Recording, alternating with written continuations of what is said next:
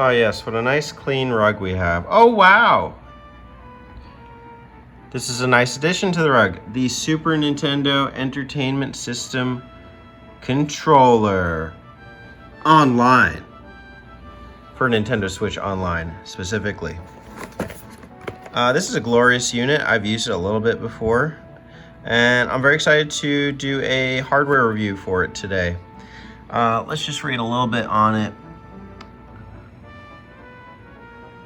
The Super NES controller for the Super...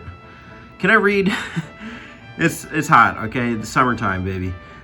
Super NES controller for the Nintendo Switch system. It's for use with the Super Nintendo Entertainment System, Nintendo Switch Online games. Before using the controller for the first time, charge and pair it with the Nintendo Switch system. As you can see here, it connects to the front of the dock. You can charge the controller that way. You could also plug it into the wall. Controller does not have Joy-Con functionality, compatible only with the Nintendo Switch system. Okay, I got this unit from the Nintendo online store. It's actually a little cheaper that way than on like eBay and stuff, so that's a recommendation. I don't know how long it'll be on sale there for. I put it together as best I could. Essentially what you see is what you get. So, charging cable, controller, and that's it. The unit is nice and bulky. Honestly, I mean, I haven't held a SNES controller in a while, but this has some weight to it. Pretty decent. If I had a dog, I'd be like, fetch. But I don't, so I won't. Sleek, too. It looks good. You know, and you can do multiplayer with this thing. You can see which port it's connected to. And it's nice to be able to charge it. Ooh, mine's still got a charge, so. I'm going to now put this thing to use with some Super Nintendo games online and give you some more impressions very shortly. No, I was joking. I was going to say go fetch, but I won't.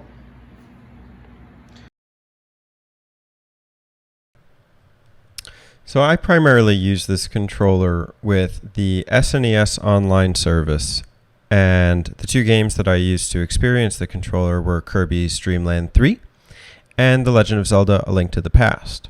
Definitely classics. I have to say, in my time using the controller with both games, I got a favorable experience. When I was playing Kirby's Dream Land 3, I was using a smaller TV, so I kept the controller plugged in at all times. I got it to full charge. The cable was a decent length, so I didn't feel like I was sitting right next to the TV, and the game was quite functional. It worked quite well. With A Link to the Past, I played entirely with the controller wirelessly with only the charge that it had had since 2 weeks prior when I played Kirby's Dream Land 3. And that controller, within 2 hours of gameplay, showed no signs of dying. That's a huge plus for me, that this thing can really keep its charge. I know if you even use something like the Switch by itself off the dock, the charge is questionable. But with the controller, it's not so. It's actually quite reliable. One of the first things that I want to show you before I go into just how the controller functions with the service is just a little button up here. You wouldn't see this on a normal Super Nintendo controller. I'm gonna do, what am I gonna do?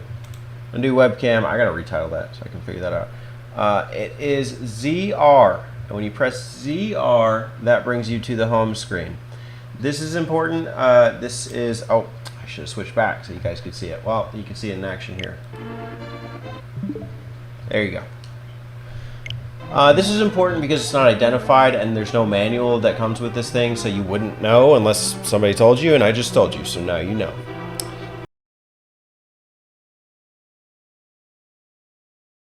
Now, I did experiment with this controller with some of my other retro-style two-dimensional games, and sad to say, the functionality is about 50%.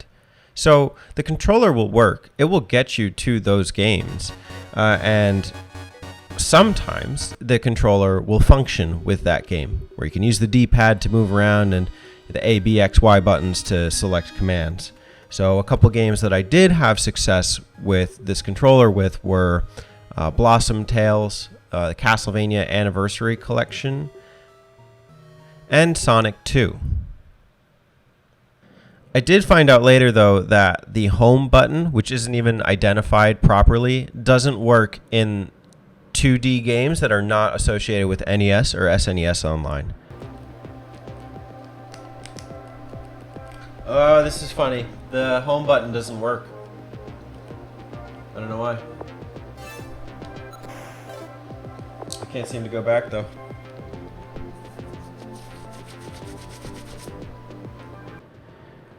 This is kind of annoying. What you'll have to do is you'll have to go up to the Switch itself and just press the home button. It's more of a nuisance than anything, but it is kind of an oversight in using the controller. A couple of the games where I did find it finicky in using were Golf Story and Part-Time UFO.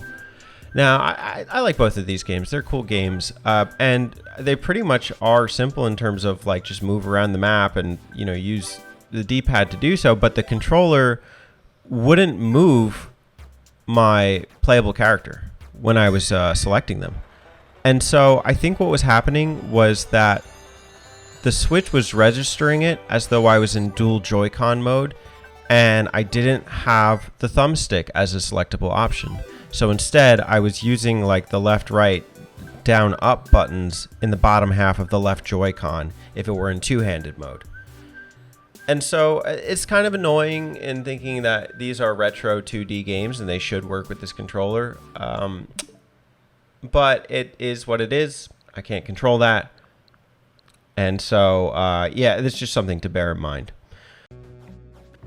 All right, so with this controller comes a little bit of a wild western, if you will. Some of the good, the bad, and the ugly.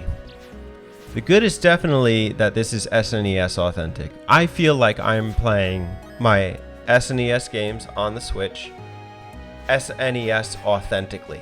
Like I had the real controller in my hand and like I was really experiencing it today in the most accommodating way possible on HD television with a wireless controller that has an excellent battery life.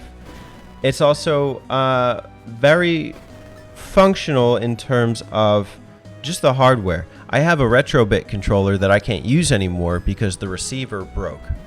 You don't need any kind of receiver. The controller syncs with the unit, the Nintendo Switch itself. And so that's actually really reliable.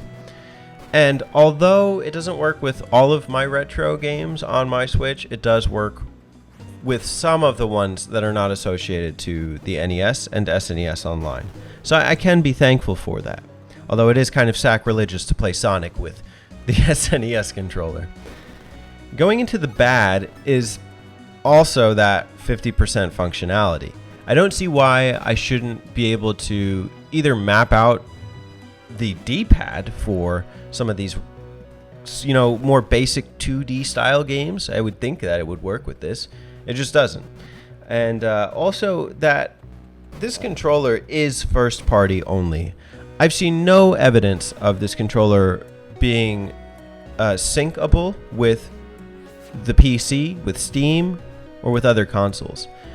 And while I understand that's Nintendo's whole shebang, is they want that first-party authenticity, they want to build their controllers and their hardware for their devices only, it's come to the point where, as a collector, I have so many controllers, wireless controllers, all of these things.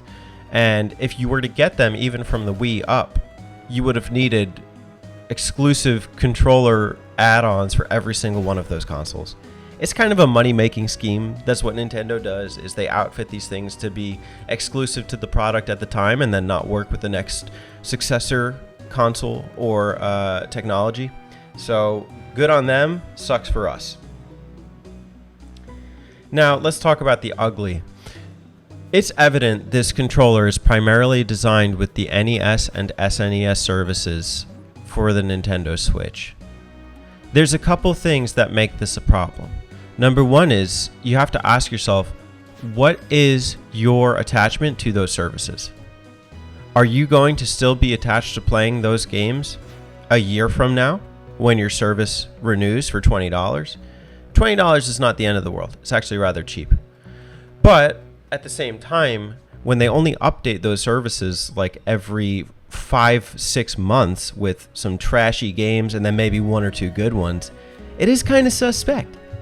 And you are left to wonder, am I really getting my money's worth out of this? It really depends. Are you going to want to replay the classics, Super Metroid, Link to the Past, Super Mario World, Kirby's Dream Land 3?